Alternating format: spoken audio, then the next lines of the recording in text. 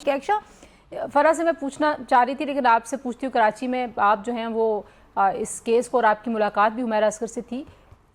She didn't have any friends, मतलब ये कितना अनयूजुअल है।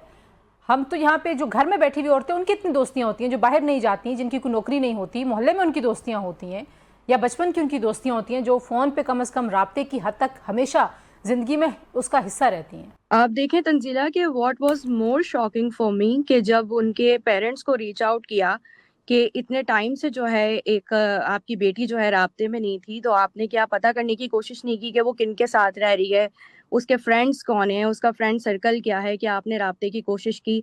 तो इत्तलात ये हैं कि उनके जो फादर थे और उनकी जो मदर हैं, उनकी तरफ से कहा गया कि उनकी डायरी से हमें दो खवातीन के नंबर मिले जो कि उनकी फ्रेंड्स बताया जा रहा था। तो जब हमने उनको ट्राई किया नंबर, तो उन्होंने, एक फ्रेंड ने उनकी कहा कि ये कौन खातून है, मैं तो इन्हें जानते नहीं हूँ।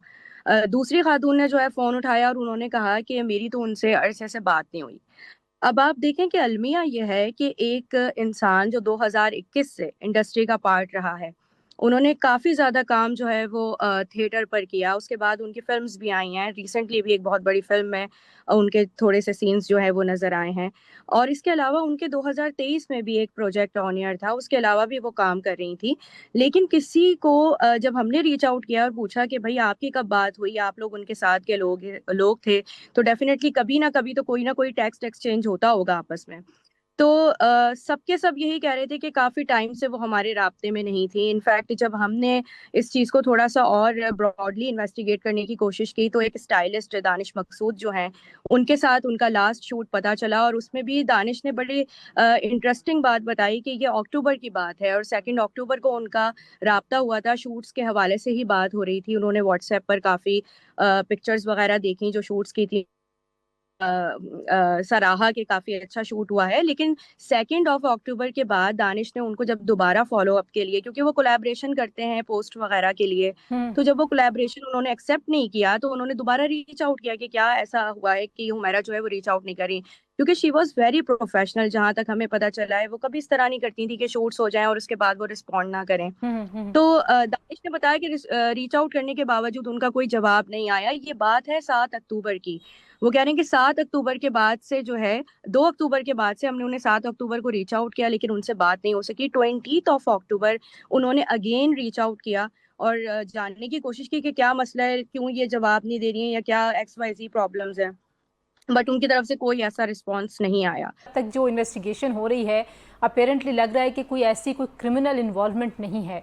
हो सकता है वो गिरी हूँ, उनको चोट लगी हो, जैसे उनकी लाश पड़ी भी हमने देखी है, हो सकता है वो दोबारा उठ ना पाई हूँ, बट स्टिल आपको क्या क्या लग रहा है शोबिज़ इंडस्ट्री के अंदर इस चीज़ को लेके? अब हमने देखा कि कुछ लोग आ गया है कि हम दफनाने के लिए तैयार हैं। दफना तो लावारिस भी दफन हो जाते हैं, हमारे यहाँ ऐसी ऑर्गेनाइजेशन है। मसला ये है कि ज़िंदा लोग, और स्पेशली जो जूनियर आर्टिस्ट हैं, जो बड़े नाम नहीं हैं, उनको नज़रअंदाज करना और उनको ये ना मानना कि वो कहीं एग्जिस्ट करते हैं, ये मुझे मतलब इतनी बेहिसी लग रही है कि किसी को मालूम ही नहीं था कि एक लड़की आई थी, वो इतने प्रोजेक्ट्स कर रही थी। फरा कह रही है वो फुल ऑफ लाइफ थी, आप कह रही हैं वो बड़ी प्रोफेशनल थी, बिल्कुल, और फिर अचानक से बिल्कुल वो ऐसे। गायब हो गई।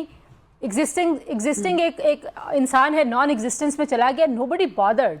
तो ये बेहिसी क्या पार्ट है इस इंडस्ट्री का जिसको आप कवर करती हैं? क्योंकि आयशा खान की भी मौत हुई तो वो भी ऐसे हुई।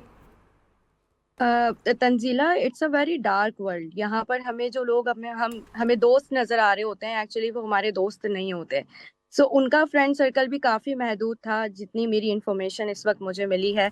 और आप देखें कि सिर्फ एक आयशा खान और ऐसी हुमैरा की ही बात नहीं है, इस वक्त काफी सारे ऐसे लोग हैं जो कि खुलकर बात नहीं कर सकते। क्यों? क्योंकि वो किसी लॉबी का पार्ट नहीं है। वो जो है अपने घर चलाने पे ज़्यादा फोकस करते हैं, वो पार्टीज का हिस्सा नहीं होते, वो मंशियात की तरफ नहीं जाते, उनको अपने काम से गरज होती है। हुमैरा के बारे में भी जब इन्वेस्टिगेशंस हो रही हैं, तो सुनने में आ रहा है कि वो काफ़ी टाइम से काम मांग रही थी। आप देखें उनके ज़्यादातर जो प्रोजेक्ट्स हैं वो दो बड़े चैनल्स के साथ रहे, और काफ़ी नामी गिरामी चैनल्स हैं, जो कि उनके अक्सर प्रोजेक्ट्स में वो नज़र आती रही। लेकिन अभी क्योंकि सिचुएशन शायद उनकी फाइनेंशियली इतनी ज़्यादा लो थी कि वो रीच आउट कर रही थी, उन्होंने एक लाहौर बेस्ड डायरेक्टर को, प्रोड्यूसर को रीच आउट किया। उसके अलावा वो शूट्स के लिए भी रीच आउट कर रही थी। तो it's a very small industry, अगर आप इसको एक ब्रॉड उसमें देखें, एंगल में, कि लोग यहाँ पर खुलकर कह नहीं सकते कि उनके साथ क्या मसाइल चल रहे हैं। क्यों? क्योंकि हमने कोई ऐसा सिस्टम नहीं बनाया। अगर यही कोई बड़ा नाम होता, अगर यही कोई सुपरस्टार होती, तो शायद इनके हालात व वाक़यात काफ़ी डिफरेंट होते। और जो मैं अभी आपने थोड़ी देर पहले कहा कि पब्लिकेशंस को किसी ने रीच आउट किया, स्टाइलिस्ट ने रीच आउट किया कि उनके बारे में पोस्ट लगे। क्यों वो पोस्ट नहीं लगी? बाद में लोगों ने रीच आउट किया है उन्हें।